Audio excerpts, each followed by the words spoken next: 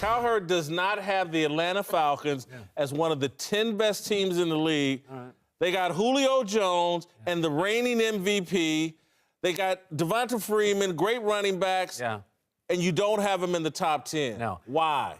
First of all, schedules matter.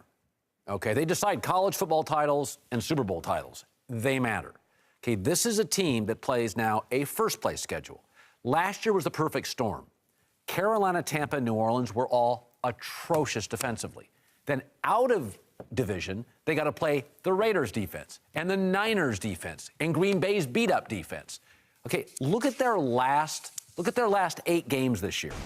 Okay, at Carolina, Cowboys, at Seattle, Buccaneers, at the Saints, and with the Panthers. Minnesota's got one of the best defenses in football. By the way, in their first 8 games, they play 4 playoff teams.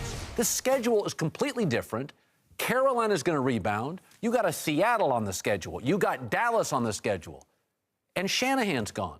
Every year, there's a really good team, at least one, that goes into the tank.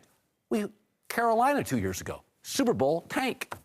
Atlanta's not the same club. Cowherd, and Warren Moon could attest to this. Julio Jones is a freak of nature, man. Wide receiver. He's like a thick Randy Moss. All right. And that is, everywhere Randy Moss showed up, pretty much, records fell offensively. All right. Julio Jones is kind of that same kind of guy, man. He makes a defense make some decisions that they just normally wouldn't because they fear him year before so the much. Falcons got to the Super Bowl, he was still there. They weren't winning a lot of games. I think Atlanta's going to be better on defense this year because of all those young players that they had on defense last year, especially in the secondary, and those linebackers are going to be able to get after the quarterback a little bit better. So they're going to have to be better on defense because of that schedule you're talking about, that first-place schedule they're playing this year, and I think they will be better on defense. And I don't think their offense is going to be any worse last year, even though they lost their offensive coordinator. Steve Sarkisian runs the same type of offense, the same type of West Coast style. So they're not going to be different that much offensively. I think the difference is going to be on defense. They're going to have to be better because they're playing better teams, but I think they will be because that defense got much more improved as the season went on last year. I think this might be a first for this show. I agree with Jason and disagree with you. Finally wising up. Hey, listen, man. Matty Ice has got too many weapons for them offensively not to be as potent as they were last year. Defensively, listen, they're young, they're fast, they're super aggressive, and they've got one of the best defensive coordinators / head coach in the league. Okay, he's the guy that orchestrated and built the Legion of Boom. Okay, so they're only going to get better. The only question for Atlanta is, can they get over the Super Bowl hangover? Right. Can they get over just giving that game away? Because they are 2 running plays and a field goal away from winning the thing. They got to face Breeze twice, Jameis twice, Cam twice.